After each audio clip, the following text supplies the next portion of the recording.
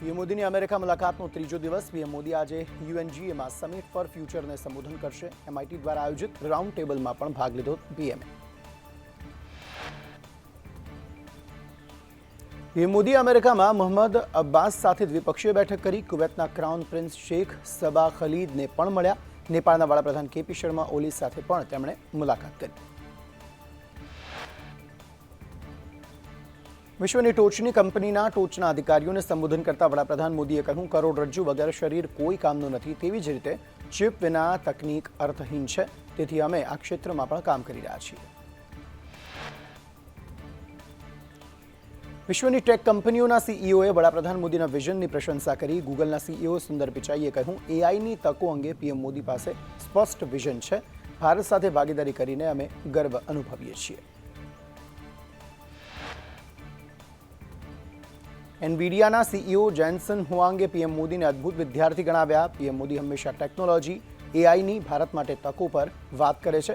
આ ક્ષણ ભારતની છે. આ તકને ઝડપી લેવી જોઈએ. ન્યૂયોર્કમાં પીએમ મોદીની વિશ્વની ટોચના ટેક કંપનીઓના સીઈઓ સાથે બેઠક. વડાપ્રધાને કહ્યું, ભારતમાં દરેક પ્રકારની તક ઉપલબ્ધ છે. સેમિકન્ડક્ટરમાં $15 અબજ વધારાનું રોકાણ થશે. ભારતમાં કૌશલ્ય અને મોટું બજાર છે. ભારતના યુવાનો પાસે ટેલેન્ટની ભરમાર છે. રિફોર્મ, ટ્રાન્સફોર્મ અને પરફોર્મ અમારો મંત્ર. અમે ડિઝાઇન ઇન ઇન્ડિયા પર ભાર આપી રહ્યા છીએ. અમેરિકામાં વડાપ્રધાન મોદીએ વિશ્વના અનેક નેતાઓ સાથે મુલાકાત કરી, જેમાં પેલેસ્ટાઇનના રાષ્ટ્રપતિ મહમૂદ અબ્બાસ સાથે પણ પીએમએ મુલાકાત કરી. ન્યૂયોર્કની લોટે ન્યૂયોર્ક પેલેસ હોટલમાં બંને નેતાઓ વચ્ચે બેઠક થઈ.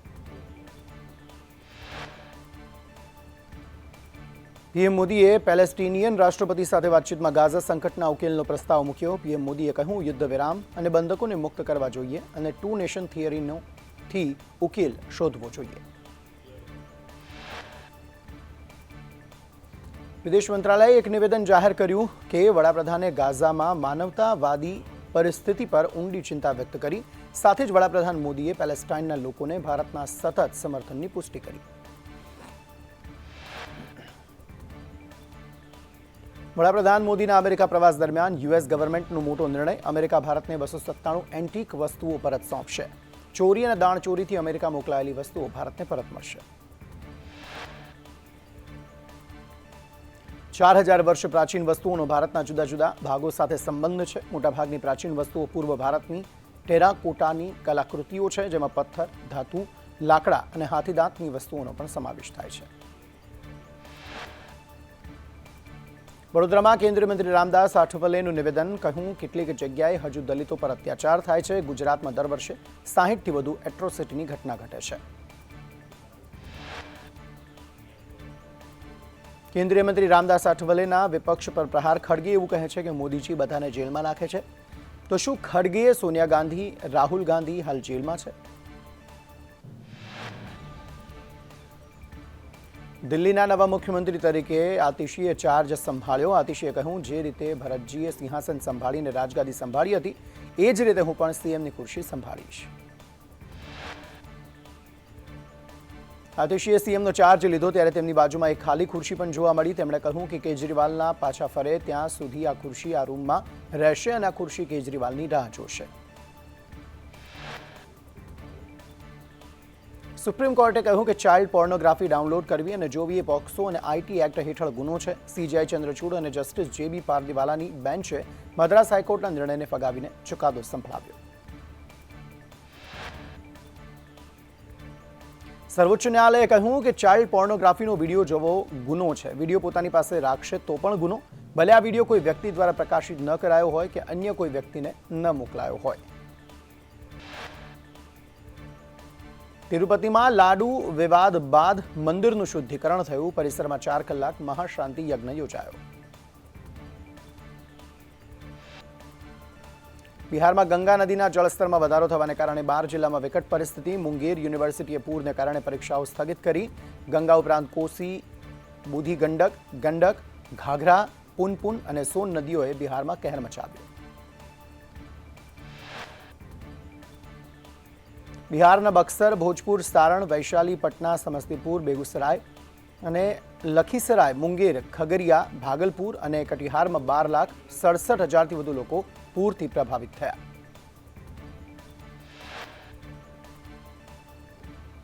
રાજ્યમાં આગામી 6 દિવસ ભારેથી અતિભારે વરસાદની આગાહી. 24 થી 28 સપ્ટેમ્બર મધ્યમથી ભારે વરસાદની શક્યતા.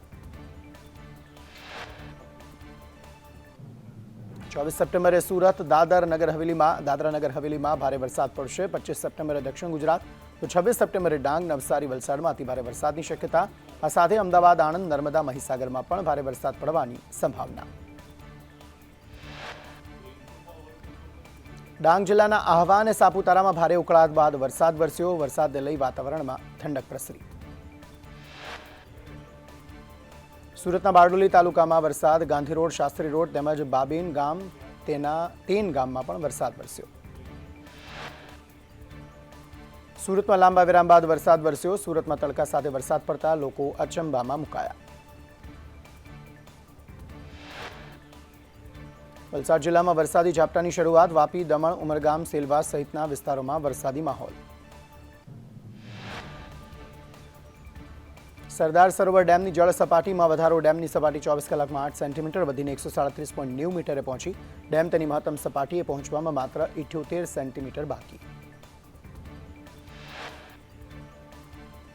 સરદાર સરોવર ડેમમાં 39,609 ક્યુસેક પાણીની આવક. પાણીની આવક થતાં ડેમનો એક દરવાજો 0.70 મીટર ખુલ્લો મુકાયો. નર્મદા નદીમાં 86,501 ક્યુસેક પાણીની જાવક. ગૌણ સેવા કચેરીમાં CCEના પરિણામ અંગે ઉમેદવારોએ કરી રજૂઆત. ઉમેદવારોએ આવેદન આપી રજૂઆત કરી. કેટેગરી મુજબ 7 ગણા ઉમેદવારોને બોલાવવા અપીલ કરાઈ.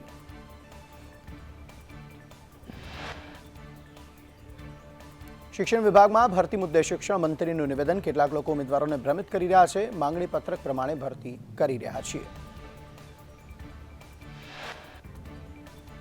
પગાર વધારાની માંગને લઈ ગાંધીનગરમાં આંગણવાડીની બહેનોનો વિરોધ. NRHMની કચેરીમાં 200થી વધુ મહિલાઓએ હોબાળો મચાવ્યો. 8 વર્ષથી પગાર ન વધતા શોષણ થતું હોવાના આક્ષેપ. ગાંધીનગરમાં ચિત્રના શિક્ષકોની ભરતીના ઉમેદવારો ઉમટ્યા. ભરતી કરવાની માંગ સાથે ઉમેદવારોએ સચિવાલયમાં શિક્ષણ મંત્રીને રજૂઆત કરી. છેલ્લા ઘણા સમયથી ચિત્રના શિક્ષકોની ભરતી નહીં, કાયમી ચિત્ર શિક્ષકની ભરતી કરવા માંગ કરાઈ. ગાંધીનગર સત્યાગ્રહ છાવણી ખાતે વાલ્મીકી સમુદાયના ધરણા. સમુદાયના પ્રશ્નો અને પડતર માંગણીઓ સાથે ધરણા. આગામી 1 વર્ષમાં પદયાત્રા યોજી દિલ્હીમાં રજૂઆત કરશે. દાંતામાં સોલાર પ્લાન્ટની કામગીરીને લઈને ખેડૂતોમાં રોષ. પ્લાન્ટ બનાવવા 17 એકર જમીન બારોબાર લઈ લેવાનો ખેડૂતોના આક્ષેપ. 400 કરતાં વધુ ખેડૂતો દાંતા પહોંચીને વિરોધ નોંધાવશે. પાલનપુરમાં ખેડૂતોમાં પડતી હાલાકીને લઈ રોષ. રીસર્વે, ટેકાના ભાવ, બાયપાસને લઈને ખેડૂતોને હાલાકી. નિરાકરણની માંગ સાથે ખેડૂતો કલેક્ટર કચેરીએ પહોંચ્યા. મહેસાણા ખેતીવાડી ઉત્પન્ન બજાર સમિતિની ચૂંટણી. ચેરમેન અને વાઇસ ચેરમેન પદ માટે ચૂંટણી યોજાઈ. ચેરમેન પદે જયંતિ પટેલની બિનહરીફ વરણી. વાઇસ ચેરમેન પદે DB ચૌધરીની વરણી. કિસાન સંઘે ટેકાના ભાવે મગફળીની ખરીદી શરૂ કરવા કૃષિમંત્રી રાઘવજી પટેલને પત્ર લખ્યો. ટેકાના ભાવે ખરીદી માટે રજીસ્ટ્રેશન શરૂ કરવા કિસાન સંઘની માંગ.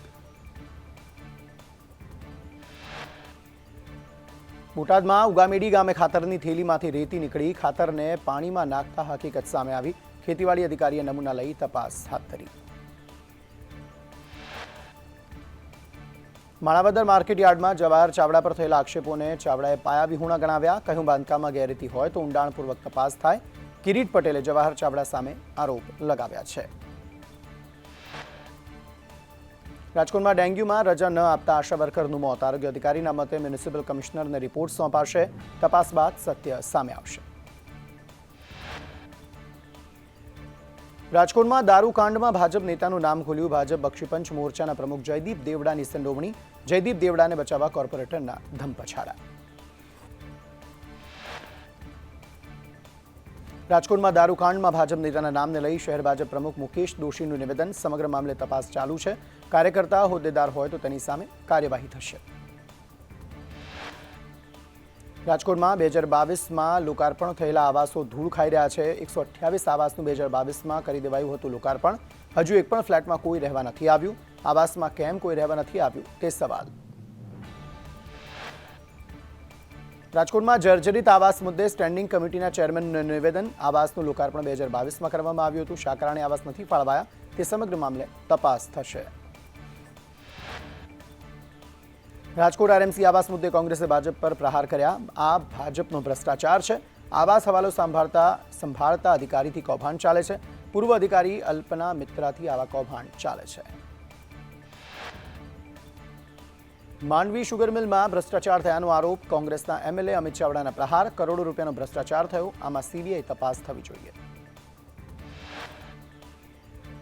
રાજકોટના સંમેલન સામે મહિલા ક્ષત્રિય આગેવાનનો વિરોધ. પદ્મિનીબા વાળાએ કહ્યું, નવું સંગઠન અમને મંજૂર નથી. આ લોકો સમાજના નામે રાજકારણ રમી રહ્યા છે. પદ્મિનીબા વાળાએ અમદાવાદમાં 22 ડિસેમ્બરે ક્ષત્રિય મહાસંમેલન યોજવાનું આહવાન કર્યું. કરણીસીના સાથે સમાજને રાખીને આગળ વધવાની વાત કરી. અમારો નિર્ધાર ક્ષત્રિય સમાજને માત્ર ન્યાય અપાવવાનો. ડભોઈમાં રેશન કાર્ડમાં કેવાયસી કરાવવા લાંબી લાઈનો લાગી. આધાર કાર્ડ રેશન કાર્ડ સાથે લિંક કરાવવા લોકોની લાઈનો લાગી. અન્ય વ્યવસ્થા ન કરાતા પ્રજાને હાલાકી ભોગવવાનો વારો આવ્યો. શિષ્યવૃત્તિ મુદ્દે શિક્ષણ મંત્રી કુબેર ડિંડોરનું નિવેદન. પારદર્શક વહીવટના ઉદ્દેશથી રેશન કાર્ડ ફરજિયાત. શાળામાં હાજરી ન હોય તેમ છતાં લાભ લઈ લેતા સરપંચ અને કમિટી સાથે મળીને કામ કરે તે જરૂરી. શિષ્યવૃત્તિમાં સરકારના નવા આદેશને લઈ કોંગ્રેસે વિરોધ કર્યો. કહ્યું, શિષ્યવૃત્તિ સીધી અને સરળતાથી મળવી જોઈએ. જાણી જોઈને આંટીઘૂંટી ઊભી કરવામાં આવી. ટોકન સિસ્ટમથી શિષ્યવૃત્તિ આપવામાં આવે છે. શિષ્યવૃત્તિમાં સરકારના નવા નિયમથી મુશ્કેલી. ફરજિયાત રેશન કાર્ડથી વિદ્યાર્થીની હાલત કફોડી. શાળા સંચાલક મહામંડળે નોંધાવ્યો વિરોધ. સરકારી અધિકારીઓએ અવળા નિયમ બનાવ્યા. નસવાડીમાં આધાર કાર્ડ લિંક કરાવવા લાંબી લાઈનો લાગી. તાલુકા પંચાયતમાં આધાર કાર્ડ લિંક કરવા અરજદારો ઉમટ્યા. વિપક્ષ નેતા અમિત ચાવડાએ સુરતની મુલાકાત લઈ કહ્યું, ગેરકાયદે બાંધકામના કારણે સુરત ડૂબ્યું. સરકારના કર્મચારીઓ ભ્રષ્ટાચાર કરી રહ્યા છે. કમલમ સુધી સેટિંગના રૂપિયા જાય છે. ડિમોલિશન મામલે સોમનાથના એમએલએ વિમલ ચુડાસમાએ સીએમને પત્ર લખ્યો. કલેક્ટર દિગ્વિજયસિંહ જાડેજા પર દબંગાઈનો આક્ષેપ. વિસ્થાપિત પરિવારોને વૈકલ્પિક જગ્યા ફાળવવા માંગ કરાઈ. મૃતક મહિલાના પરિવારને સહાયની માંગ.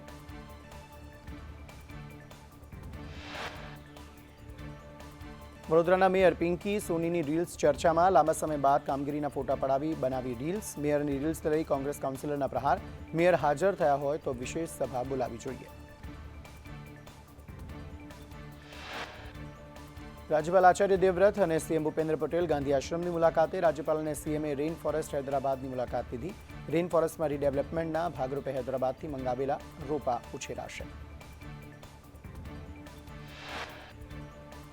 અમદાવાદ શહેરમાં રોગચાળો વકર્યો. ચાલુ માસમાં ડેન્ગ્યુના 394 કેસ નોંધાયા. મેલેરિયાના 79 કેસ નોંધાયા. ટાઇફોઇડના 404, કમળાના 342 અને ઝાડા ઉલટીના 351 કેસ નોંધાયા.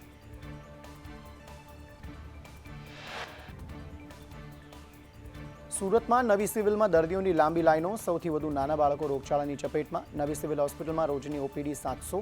નવી સિવિલમાં નાના બાળકોની ઓપીડી 200.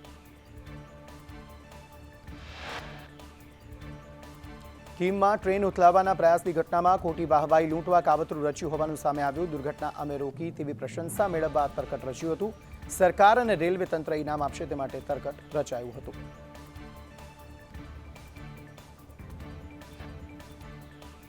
દાહોદની તોરણી પ્રાથમિક શાળામાં બાળકીની હત્યાને અંજામ આપનાર નરાધમનો કેસ ન લડવાનો લીમખેડા બાર એસોસિએશનનો નિર્ણય. હત્યારા આચાર્ય ગોવિંદ નટનો કેસ વકીલો નહીં લડે. દાહોદની ઘટનામાં આચાર્યને કડક સજા કરવા અમિત ચાવડાએ માંગ કરી. કહ્યું, રાજ્યમાં ક્રાઇમ રેટ વધી રહ્યો છે. સમગ્ર ચૂક ગૃહ વિભાગની જ છે.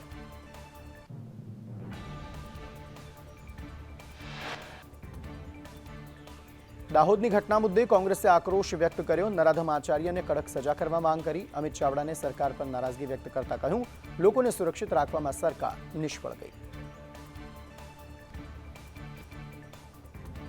સુરતમાં લાખોની છેતરપિંડીને અંજામ આપનાર બેની ધરપકડ. યુએસડીટીના નામે 97 લાખની ઠગાઈ. આંગડિયા મારફતે રૂપિયા પરત આપવાનું કહી છેતર્યા. વરાછા પોલીસે 51 લાખ કબજે કર્યા.